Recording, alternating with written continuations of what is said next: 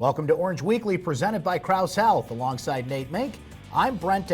Coming up, Dino Babers does not want Clemson to beat his team twice. And he also gives us a thought on Syracuse's next opponent, the Western Michigan Broncos. Nate and I will also predict the outcome of that game coming up. Predictions that will surely be right. Right, Nate? We're never wrong on those things.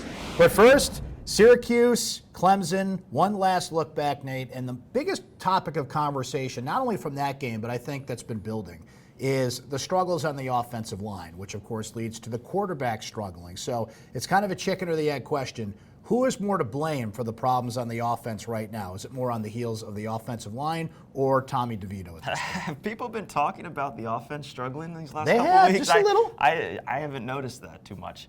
I think you got to distribute the criticism pretty evenly across the board. Obviously, they have a patchwork offensive line that they're working through right now.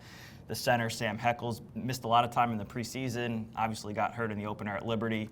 His absence has initiated a reshuffling of the deck there.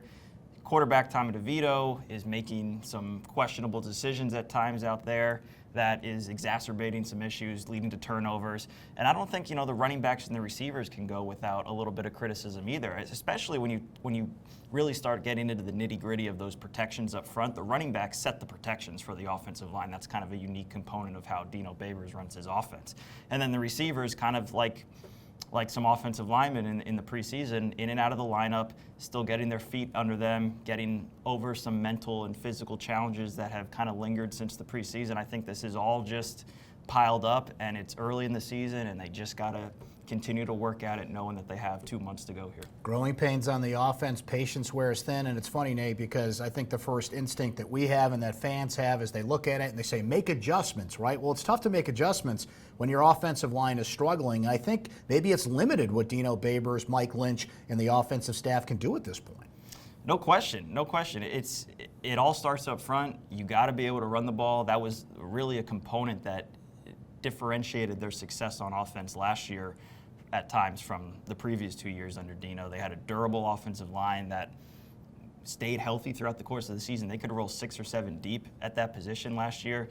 This year, like we talked about in the preseason, quite frankly, if they got dinged at a couple of those wrong positions, it could have a major impact on how successful they are, and that's what we've seen through the early portion of the season. So does this change expectations a little bit? There's a lot of hype and build up before the season, and then, a little thing called playing games happens, and we start to see what this team looks like. And not that we didn't miss that the offensive line was restructuring, but now we know that maybe it's a little more severe than we thought. Can this team still match the heavy expectations placed on them before the season? It was Dino Babers earlier this week, Nate, that said he still thinks this is a team people will be talking about in 2019. I guess how they're talking about his team is yet to be determined. Internally, I don't think anything's changed. I asked Kendall Coleman the other night at practice, hey, as an athlete, is there a point where you have to recalibrate a goal mid-season? Because everyone since January had been looking towards that Clemson game, and obviously the result did not go their way. Clemson, while Syracuse is not mathematically eliminated from an ACC championship race, it's very, very difficult to see Clemson dropping 2 conference games this year. It just is. But it's still, they've only played 3 football games, and they have 9 to go. And the schedule, I think, lightens up to the point where they can start building confidence, not only this week against Western Michigan, next week against Holy Cross, then they have about a week and a half to get ready for NC State. So I think they're going to have opportunities to right this ship, and I don't think we should lower expectations too severely at this point. I think I'm still in wait-and-see mode. When you give up over 600 yards and 41 points and Trevor Lawrence has a career day, it might sound weird to say that the defense actually looked pretty good last week, but if you watched the game, you saw that they made turnovers and did what they needed to hang in with Clemson for a while. So is that what is going right with this team right now, that the defense is recovering from that horrific performance? There's no other way to put it against Maryland. I think so. And, aside from McKinley Williams, they've stayed relatively healthy. I know Ife Melifanu is kind of a question mark going into this week's game. But, we knew this team was going to kind of live and die with their defense and their kicking game, and I think that still continues to hold true.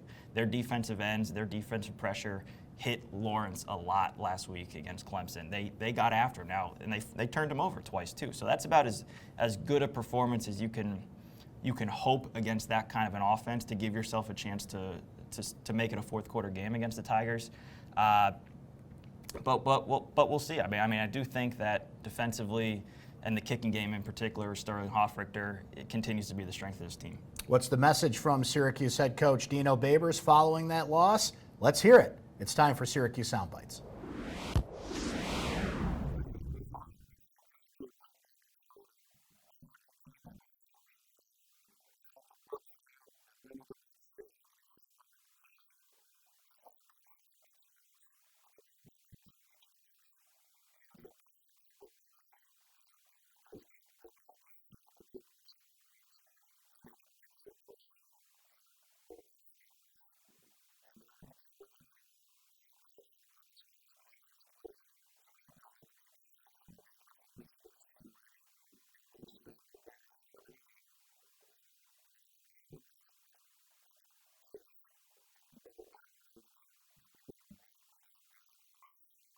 Nate, last year, Syracuse and Western Michigan combined for 97 points and over 1,100 yards. Certainly some offensive fireworks. Not a surprise when you have two offensive-minded head coaches. And Tim Lester returns to the Carrier Dome with his Western Michigan Broncos. What's the 2019 version of that squad looking like so far? Not too much different from the 2018 squad, Brent. Western Michigan has a lot of returning experience. You start on the offensive side of the ball. Levante Bellamy is that speed back that can get out and much like Maryland's backs a couple weeks ago, if he makes a guy miss, he can be gone. John Wasink, the quarterback, senior leader, experienced quarterback. Maybe the biggest change that you'll see is Dwayne Eskridge, who was that speedy receiver a couple years ago that got behind Syracuse's defense time to time. He's actually been moved to cornerback, but he's still kind of a two-way player that can rotate in on offense. I think the coaches really got to keep a close eye to make sure they ID him if he does sneak on the field on offense because, as they saw last year, he's a game breaker. Defensively, though, Western Michigan, again, a lot of returners. Najee Clayton in the middle of that defense was a guy Syracuse recruited a few years back. But Tim Lester said this. They've struggled to stop the run at times this year. So here we go. This is an offense that has been looking to find some confidence in the running game. They have an opponent that struggled to stop the run. Let's see how it turns out. Not back on that defense is a former Syracuse defensive coach and defensive coordinator at Western Michigan, Tim Doust. Tim Lester moved on from his friend on that side of the ball. Nate, it's prediction time, and this has not been a fun exercise so far this year because Syracuse has been unpredictable, but I think they're going to bounce back this week on the offensive end. Tommy DeVito said that this week. I agree with him. I don't think they're going to put up as many points as they did last year, but I think they get it underway. I think the defense builds on the confidence of last week. I'm going to go Syracuse 30, Western Michigan 20. Ooh, we've been really close these last couple weeks. We don't plan these. We don't. You don't have 30-20 again, do you? I have Syracuse 31, Western Michigan 19. Don't ask me how I come up with 19. I tend to throw out some goofy scores time to time, maybe a safety or a missed PAT or something like that. But I agree with you. I think they're going to find some confidence in the running game. I think DeVito's going to cut down on turnovers, and I think the defense, like we talked about earlier in the segment, is going to put forth a really, really strong effort and continue to carry this team as the offense continues to grow. This was the Price is Right. The Showcase Showdown will be really close here between Nate and I. We'll see how it all plays out. In the meantime, thanks for watching Orange Weekly presented by Krause Health. For Nate Mink, I'm Brent Axe. We'll talk to you next time.